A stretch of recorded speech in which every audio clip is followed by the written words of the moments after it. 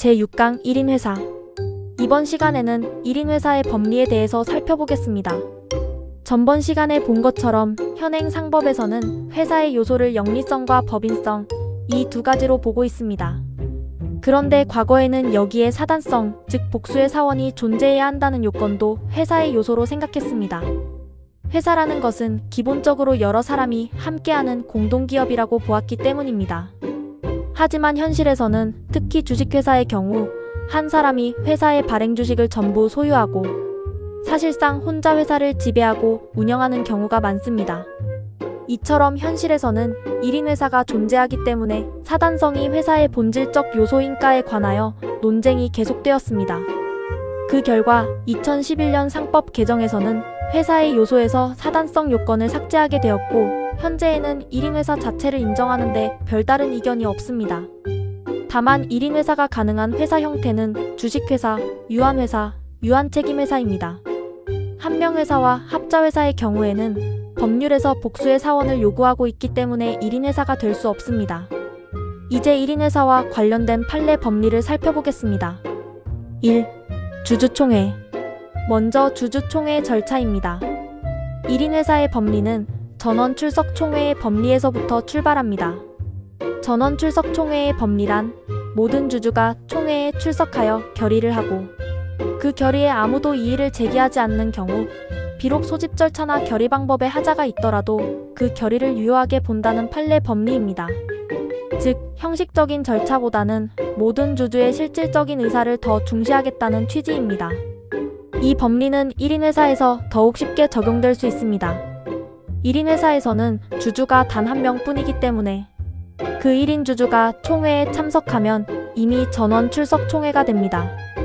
그래서 판례는 1인 회사에서 주주총회 소집 절차에 하자가 있더라도 1인 주주의 출석만으로 결의는 유효하다고 보고 있습니다. 또 판례는 여기서 더 나아가 주주총회 자체를 개최하지 않고 의사록만 작성한 경우에도 그 내용이 1인 주주의 의사와 일치한다면 유효한 결의로 인정하고 있습니다. 심지어 의사록조차 없더라도 증거에 의해 1인 주주의 의사가 확인된다면 주주총회 결의가 있었던 것으로 볼 수 있다고 판단하기도 합니다.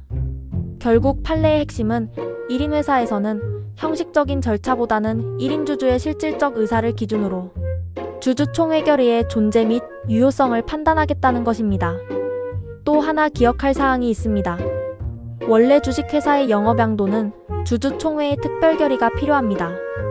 하지만 1인 회사에서는 특별결의 없이도 영업양도가 가능하다고 판례는 보고 있습니다. 1인 회사에서 1인 주주가 동의하는 영업양도는 주주총회 결의를 얻은 영업양도와 마찬가지라고 보기 때문입니다. 2. 이사회. 상법은 이사의 자기거래를 제한하고 있습니다. 즉, 이사와 회사 사이의 거래는 이사회 승인을 받아야 합니다. 이사의 자기거래를 제한하는 이유는 회사와 주주의 이익을 보호하기 위해서입니다. 그런데 1인 회사에서는 주주 겸 대표이사인 이사와의 자기거래에 대해 반드시 이사회 승인을 받을 필요는 없다는 것이 판례입니다. 왜냐하면 1인 주주가 그 거래에 동의했다면 주주 전원이 그 거래를 동의해준 것과 같기 때문입니다. 3. 형사책임 문제. 하지만 형사책임의 문제에서는 판례의 태도가 다릅니다.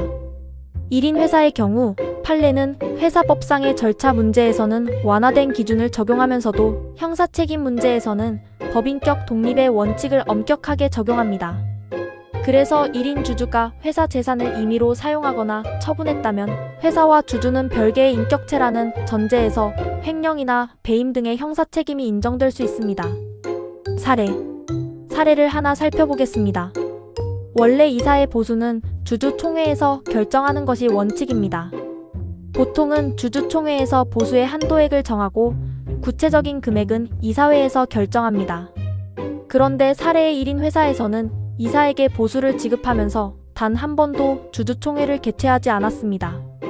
단지 1인 주주의 최종 결재만 받아 보수를 지급해왔습니다.